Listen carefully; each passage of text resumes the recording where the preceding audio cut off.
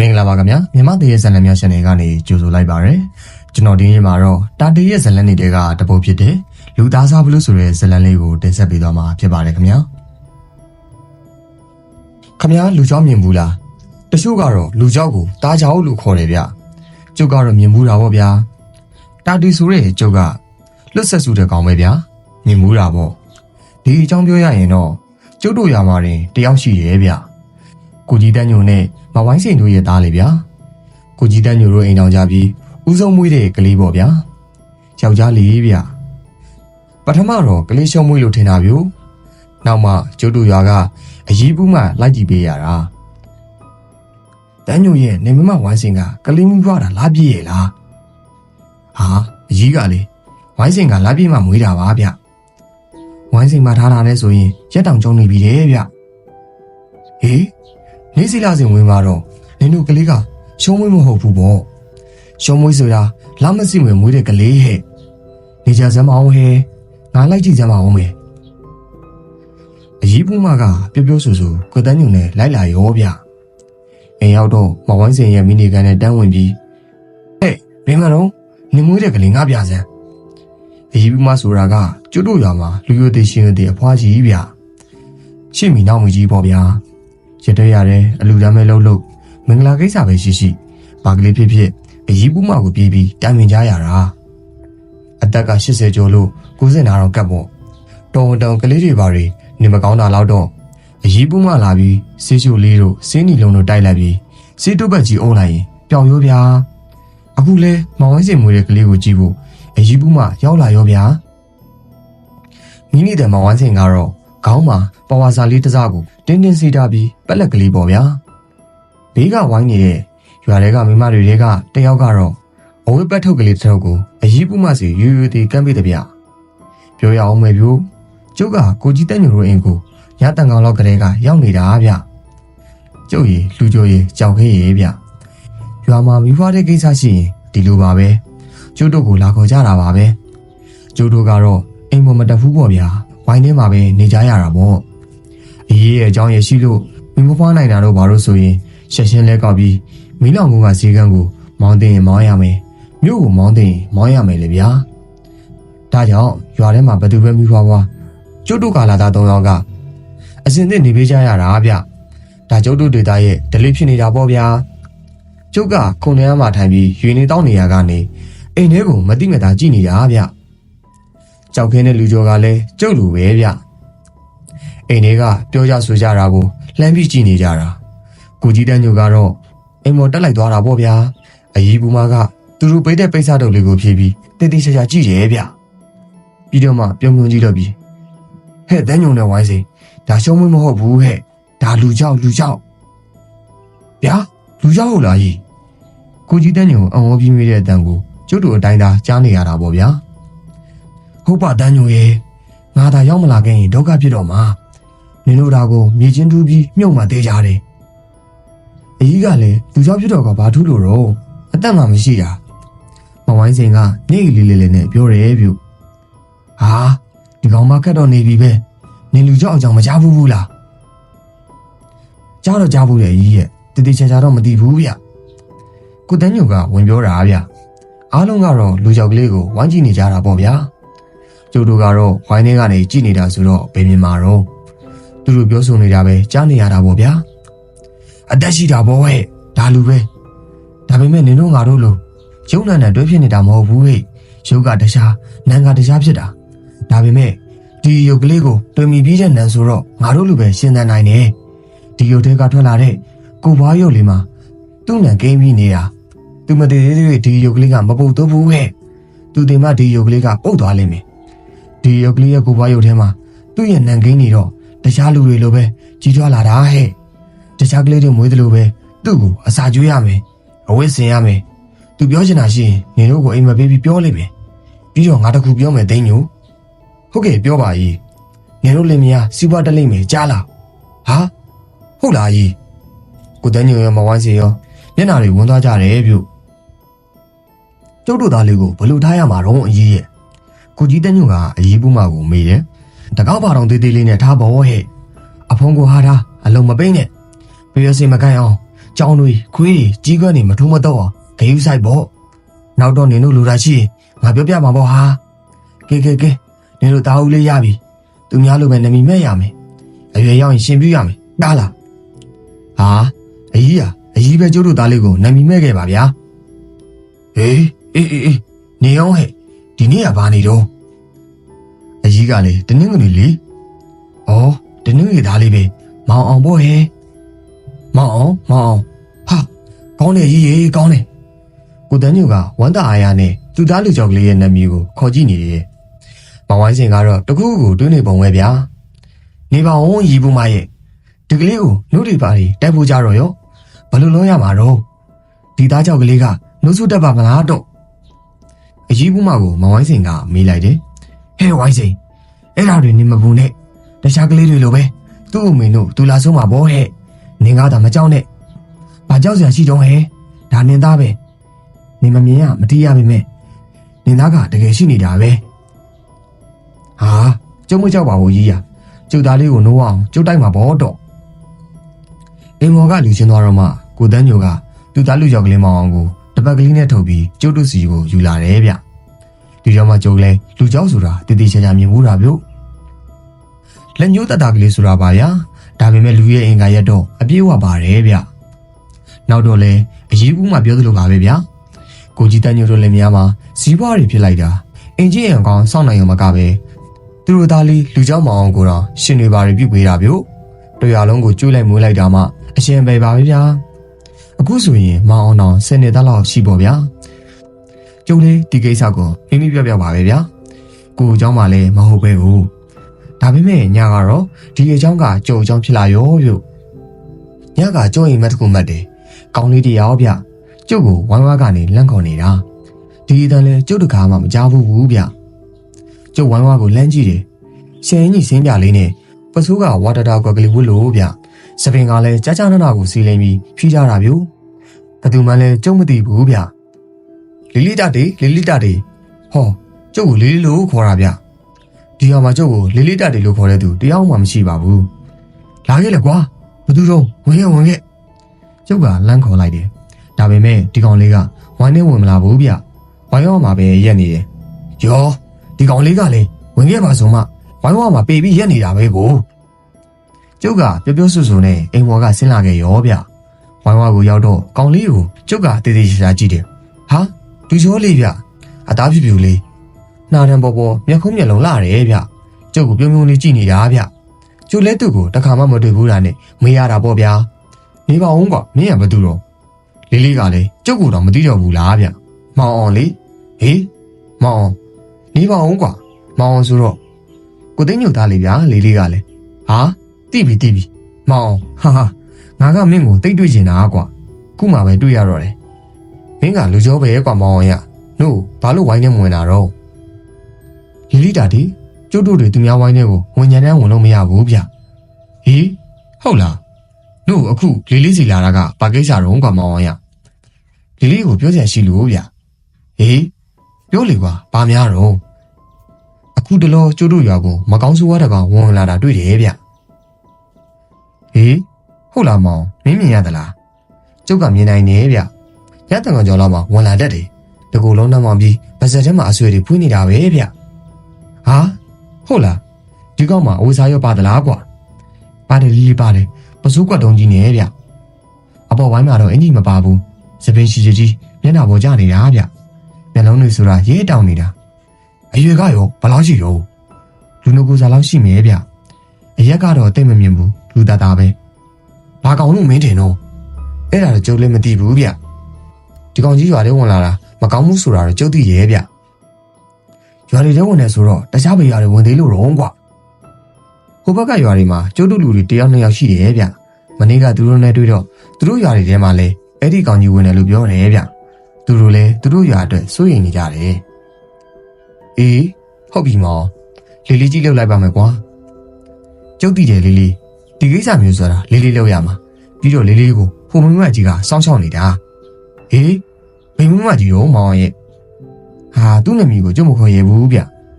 မဘွေးဝါကိုပြောတာလားဒီကောင်ကောင်းချင်းပြတယ်ဗျမဘွေးကနာမည်ကိုပါဇက်ကတော့မခေါ်ရဘူးဗျ မောင်အောင်နောက်ကိုချကနေလှည့်ထွက်သွားတယ်ဟဲ့တာတိဟေးဘာတော့ကွာမောင်ဟဲ့ဘယ်ကမောင်အောင်လို့ငါဟင်ငါနင့်အမေငွေစိန်လေဒီတော့မှကျုပ်လက်လို့သွားတာပြုဟာအမေကတော့ဗျာကတော့ကျုပ်အိမ်မက်မက်နေတာဒီနေ့ရတဲ့ဆင်းမလို့ဆိုဒါကြောင့်လို့တာအာယုံတော်တက်နေပြီဟုတ်တယ်မေကျုပ်ဒီနေ့ရတဲ့ဆင်းမှာထပြီရတဲ့မှာလှုပ်တာလှုပ်နေတာဗျကျုပ်မျက်စိထဲမှာတော့ကိုသိန်းညူသားလူကြောက်ကလေးမောင်ကိုပဲမြင်နေတာဒါအိမ်မက်မဟုတ်ဘူးဗျဒီကောင်လေးကျုပ်စီကိုတကယ်ရောက်လာတာပဲဖြစ်ရမယ်သူပြောတဲ့မကောင်းဆိုးဝါးဆိုတာရောတကယ်ပဲလားဒီကောင်လေးကျုပ်စီကိုတကယ်လာတာဆိုရင်တော့သူပြောတာလည်းတကယ်ဖြစ်မှာပေါ့ဗျာဘုန်းကြီးเจ้าကစွန်းစားတန်ကြောင်ခောက်တော့ကျုပ်ရတဲ့ကတက်လာခဲ့တယ်အိမ်မှာအမေရှက်ထားတဲ့ဝက်ကိတ်စာဟင်းနဲ့ထမင်းကိုတဝါစားပြီးခုန်တန်းရောက်ပေါ်မှာအိမ်နေတာပေါ့ဗျာကျုပ်လည်းရတဲ့ကတက်လာတော့ပင်မမီအိပ်ပျော်သွားလိုက်တာဘာလောက်တောင်ကြာသွားတယ်မသိပါဘူးဗျာတာတိရေတာတိဝမ်းကနေကျုပ်နမည်ကိုဖော်တန်ကြတော့မှကျုပ်အရာကနေနှုံသွားတာပြုကျုပ်လည်းတန်ရန်ကားထားပြီးဇလီပေါကလေးကနေဝမ်းလေးကိုလမ်းကြည့်တယ်ဟင်ဘောင်းဝင်ကောင်ကအောင်မြင်ပဲဗျအောင်မြင့်တို့အောင်တင်းတို့ညီကိုနှစ်ယောက်ဆိုတာကျုပ်နဲ့လူခွင်တယ်ပေါ့ဗျာလာလေးအောင်မြင့်ငါရှိပါတယ်ကွာအေးလာပြီလာတာလာရတာမင်းရှိပါမလားလို့ဟေ့ရှိပါတယ်ကွာလာပါအောင်မြင့်အိမ်ပေါ်တက်လာပြီးအမေနဲ့အဘကိုနှုတ်ဆက်တယ်ဗျအဘနဲ့ကြီးနေကောင်းတယ်နော်ဟာဘယ်သူများလုံးလို့ကြည့်နေတာဘာမောင်သားကိုအဘကဝမ်းသာအားရပြောတယ်ဗျဟေးဒါဘာမောင်သားလားအေးကြီးကလည်းရှိလားနင်းဖေဘာမောင်နဲ့နင်းကဘယ်သူရက်ဖို့ရှိတော့အောင်မြင့်တို့ဖေဘိုးဘမောင်ကြီးကလည်းအရက်ကြီးတော်ရှိတယ်ဗျကြီးကျုပ်တို့ထက်အငယ်ကောင်အောင်တင်းကအရက်ဖို့ရှိတယ်ဗျဟေးဟုတ်လားဩကျုပ်ကအောင်မြင့်ကိုလက်ဖက်ပွဲနဲ့ရင်းနေချမ်းတဲတယ်ငကားစီဘောလက်ကလေးလည်းမြင့်ကြီးပြီးပေးလိုက်တယ်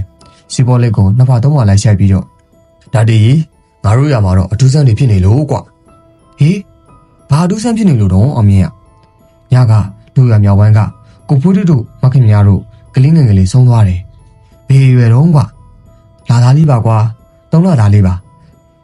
ကလေးကမွေးကလေးကယောဂပါလာတယ်ထင်ပါတယ်ဒါတရားအေးအဲ့ဒီတော့ပြောပါအောင်ကွာမင်းပြောတဲ့အထူးဆန်းဆိုတာကလေးကအငယ်ဆုံးဆိုတော့ရှက်ရှင်းရှာပြရတာပေါ့ကွာ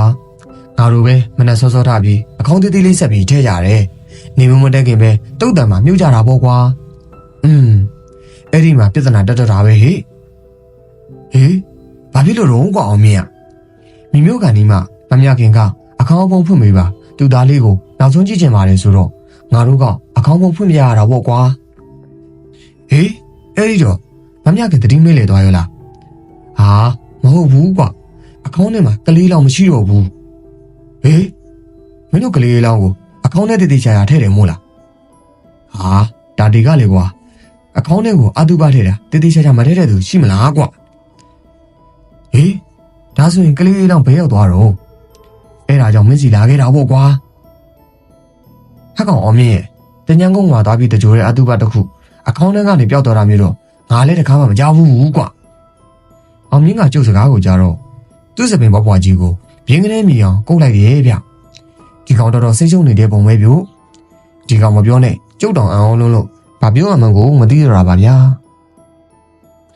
နို့နေပါအောင်အောင်မြင့်ကလေးအလောင်းလေးအကောင့်ထဲမှာတင်ပျောက်သွားတော့မင်းတို့ဘယ်လိုလုပ်ကြတော့ကွာဟာတာတရဘာလို့ရမှာလဲကွာအဲ့ဒီအကောင့်ကုန်လေးကိုပဲမြင်မျောလိုက်ရတာပေါ့ကွာကျုပ်လည်းဘာမှတွေးမရတော့တာနဲ့ငကားစီဘောလက်ကလေးကိုမိကန်နဲ့ကပ်ပြီးစက်တိုက်ဖွာထုတ်လိုက်တယ်ဗျတာတေဟေးတာတေရှိလာဟိကျုံးနေအောင်မြင်နဲ့ဆက်လက်တွေဖွာပြီးတွေးနေတော့မှာဝမ်းဝါကခေါ်တန်းကြလို့ကျုပ်တို့လည်းလှမ်းကြည့်လိုက်မိတာပေါ့ဗျာဟာမိလောင်ကောင်ကကိုဖိုးမောင်ကြီးကွာတာတေရဟုတ်ပါဗျာကိုဖိုးမောင်ကရက်ပူပြက်အသားညွညိုးဗျအားကြီးရိုးတဲ့လူကျုပ်စီတော့တခါလာလေတတ်ပါတယ်အခုလဲတနောင်းကုန်းကိုကိစ္စရှိလို့လာရင်ကျုပ်စီကဝင်လာပုံရတယ်ကိုကြီးဖိုးမောင်ကျုပ်ရှိတယ်ဗျအိမ်မော်တက်ခဲ့လေဗျာအေးလာပြီဟဲ့ကိုကြီးဖိုးမောင်ကအိမ်မော်ကိုတန်းတက်လာတာပြုတ်အိမ်ထဲဝင်ချင်းအောင်မြင့်ကိုတွေ့သွားတော့ဟာအောင်မြင့်မင်းလေးတာတိတ်စီရောက်နေတာကိုပြောဆိုနဲ့ကိုဖိုးမောင်ကတလျက်ခုံလေးပြီးမှဝင်ထိုင်လိုက်တယ်အောင်မြင့်ကယူနေချမ်းငယ်ပြီးတယ်ကျုပ်ကငကားစီဘောလက်ကလေးကိုမင်းကြီးပြီးတယ်ကိုဖိုးမောင်ခုမှမီးလောင်လုံးကကုန်းချောင်းချလာပုံပဲဗျမောမောနဲ့ယူနေချမ်းကိုအကုန်မောပစ်လိုက်တယ်ပြီးတာနဲ့ငကားစီဘောလက်ကိုဖွာတော့တာပဲဗျာကိုကြီးဖိုးမောင် ဘယ်ကလဲလာတာတော့မြဘယ်ကမှလှည့်မလာဘူးဒါတေးရမင်းစီကိုတန်းလာခဲ့တာကွာကိစ္စအရေးကြီးလို့ဟင်ဟုတ်လားကိုကြီးဖုံးမောင်ပြောပါဦးမြဘာအကြောင်းများတော့ကိုကြီးဖုံးမောင်ကစီပိုလိတ်ကလေးကိုစလေးခွက်ကလေးထဲထည့်ထားလိုက်တယ်ပါဇက်ထဲမှာငုံထားတဲ့မိခိုးတွေကိုခြိုက်လိုက်ပြီးနှာခေါင်းပေါ်ကနေမှုတ်ထုတ်လိုက်တယ်ဒီလိုဟေးငါတို့ရမှာမနေ့ကတော်တော်လေးထူးဆန်းတဲ့ကိစ္စတစ်ခုဖြစ်သွားတယ်ဟင်ဘလို့ထူးဆန်းတာတော့ကိုကြီးဖုံးမောင်ရဲ့ဒီလိုကွာမင်းသိမှာပါကွာတို့ရတောင်ဝမ်းမှာနေတဲ့ကိုပီတို့မတန်းတို့ဆိုတာလေကွာအော်လက်နှုတ်ပဲတော့အမြဲလိုက်တဲ့လင်မယားထင်တယ်အေးဟုတ်တယ်ကိုပီဆိုတာကရှီတော်လေးတစ်ဖက်နည်းနည်းစာနေတယ်လေကွာတိပြီကိုကြီးဖုံးမောင်ရဲ့နို့အဲ့ဒီလင်မယားဘာဖြစ်လို့တော့မြသူတို့မှာကလေး2ယောက်ရှိတယ်အခုတတိယကလေးပေါ့ကွာမတန်းမီဖွားတာတပတ်လောက်ပဲရှိသေးတယ်ဟာကွာမိထွက်ပြေုံပဲရှိသေးတယ်အဲ့ဒီကလေးကိုဆောင်းခွေလေးထိုးပြီးတိတ်ထားတာပေါ့ကွာကလေးကအိမ်နေတော့အိမ်ထဲမှာမင်းလေးဆက်ရတာပေါ့ကွာအလုပ်ပြီးတော့ပြန်လာတော့ကလေးမတွေ့တော့ဘူးကွာဗျာကလေးပြောက်သွားတယ်ဟုတ်လားကိုကြီးဖုံးမောင်ကျုပ်ကအလန်တကြားမေးလိုက်မိသလိုအောင်မြင့်ကလည်းလန့်ပြီးပဇာဟောင်းလုံးကြီးဖြစ်နေတာပေါ့ဗျာနေရောငါဆက်ပြောဦးမယ်ကလေးထွေးထားတဲ့ဆောင်းဝေးလေးထဲမှာသေးစားတွေကြံရိတ်ခဲ့တယ်ကွာဟမ်သေးစားတွေဟုတ်လားခွေးတွေပါတွေများမဟုတ်တော့ကွာဘယ်တော့မှမြခွေးကကလေးကိုစားပစ်တယ်ဆိုတာရှိဘူးလို့တော့ပြီးတော့မတန်းကအိတ်ရှိတဲ့ကားကိုတေးသေးချာချာကိုကြတော့ပြီးပိတ်ထားတာတယ်ကွာတာတေးရဲ့ဖြစ်မှဖြစ်ရလေဗျာအောင်မြင်လာတာလေဒီကိစ္စမျိုးပဲဗျဟေးဘာမှကောင်းပါလေကလေးပြောက်သွားလို့လားဟုတ်တယ်ကိုကြီးဖုံးမောင်ကျုပ်တို့ဘန်းငွေကုန်းမှာလေကလေးပြောက်သွားတယ်ဒါပေမဲ့ခမရတို့မီလောင်ကုန်းမှာပြောက်တယ်လို့အရှင်ပြောက်တာမဟုတ်ဘူးဗျ3 လသားလေးတည်သွားလို့အာတုကရှာတာကျုပ်ဘဲအားလုံးကိုဥဆောင်ပြီးလုပ်ပေးတာဗျ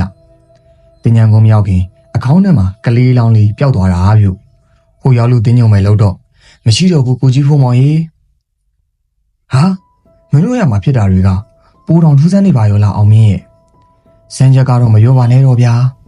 ဒါကြောင့်ကျုပ်လေတာတိစီပြေးလာခဲ့တာဗျဟေးဟုတ်လားနို့နေပါဦးအောင်မြင့်မင်းတို့ကဘယ်တော့မှဖြစ်တာတော့ကိုကြီးဖုံးမောင်ကအောင်မြင့်ကိုမေးလိုက်တယ်ဒီနေ့ပဲလေဒီနေ့မွန်းနေ့ကနေလောက်ကမှဖြစ်သွားတာဗျဟေးဟုတ်လားငါတို့ကမနေ့ကဖြစ်တာကွာဘလို့ဖြစ်တာပါလေကွာကဲအောင်မြင့်ကိုကိုကြီးဖုံးမောင်ရောစီရေးထားပြီးတာပြန်ပြီတော့ဒီညပဲဒီကိစ္စကိုကျုပ်စားလို့မယ်ဘာဆိုတာတော့ကျုပ်လဲမပြောတတ်သေးဘူးဗျကိုကြီးဖုံးမောင်ရောအောင်မြင်ရောပြန်သွားတော့ညနေ3 နာရီထိုးပြီးကျုပ်ရှင်းရွာတွေကိုထွက်ပြီးကြောက်ခဲနဲ့တမဏီကိုရှာတယ်ကြောက်ခဲကလဲကောက်ပြီးမီးလောင်ကုန်းကိုသွားရမယ်တမဏီကကျုံနဲ့ထမင်းတောင်ပြင်မယ်ပေါ့ဗျာတမဏီကြံမွေးနှုတ်ပြီးတော့ညနေ4 နာရီလောက်ရှိပြီကျုပ်ရှင်းကြက်သားခိုးရတာပေါ့ဗျာထမင်းကတော့မိဖို့ပေါ်မှာချက်ထားပြီဗျငဲ့ရတော့မှာကျုပ်ကောင်လေး2 ယောက်ကလွတ်တော်တာဗျ2 ယောက်လုံးရှက်တဲ့ပြုတ်တဲ့တွေကြီးပဲ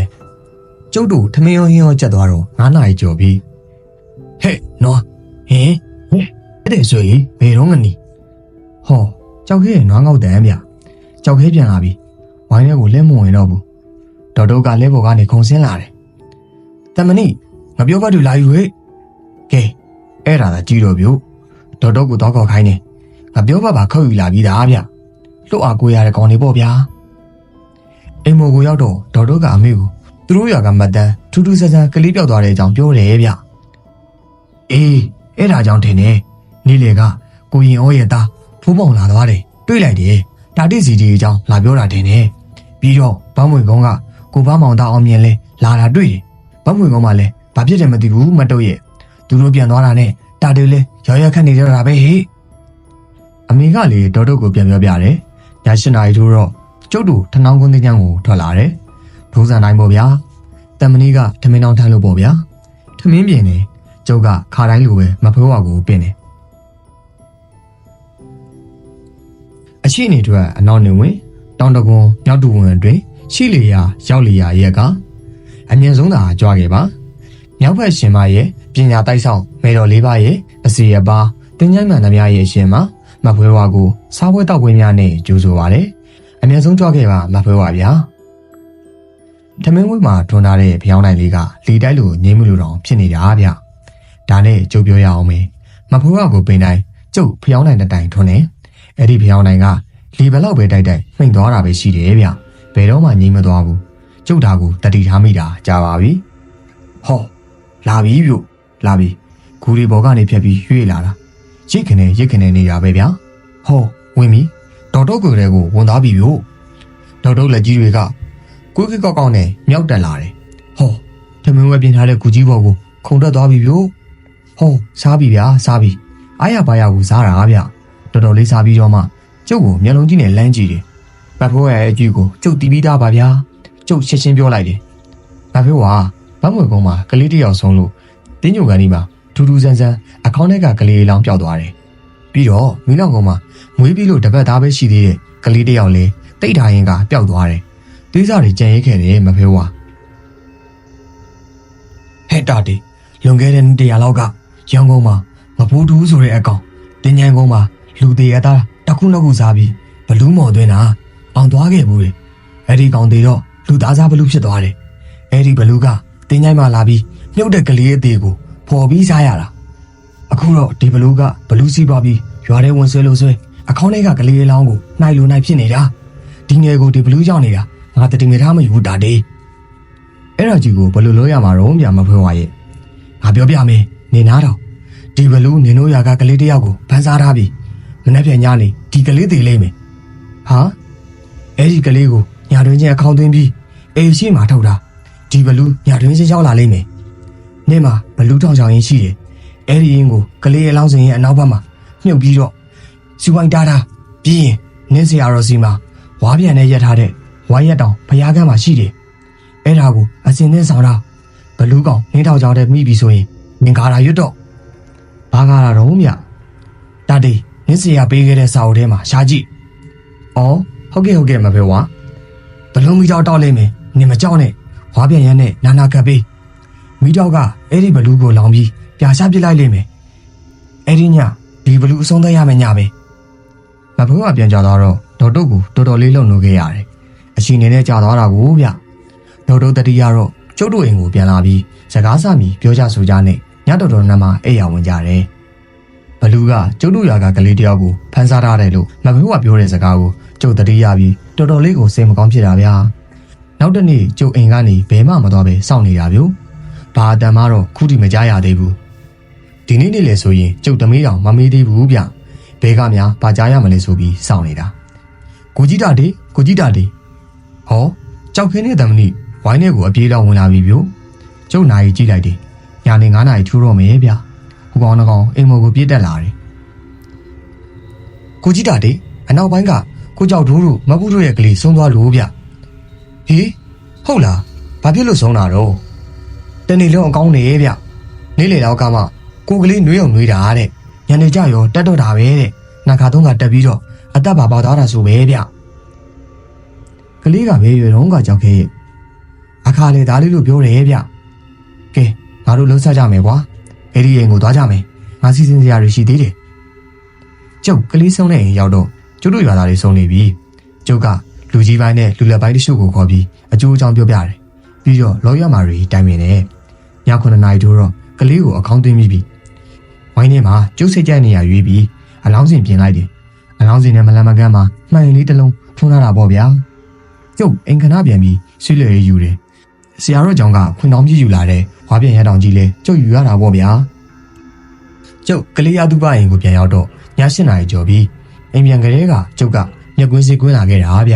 မဖွင့်မှာတဲ့အတိုင်းအလောင်းစင်ရဲ့နောက်ဘက်မှာဘလူးတောင်ကြောင်ရင်မြုပ်လိုက်တယ်ပြီးတော့ဆရာဖောင်းလုံးလို့တယ်လို့ဂါရာရွပြစီဝိုင်းရှာတယ်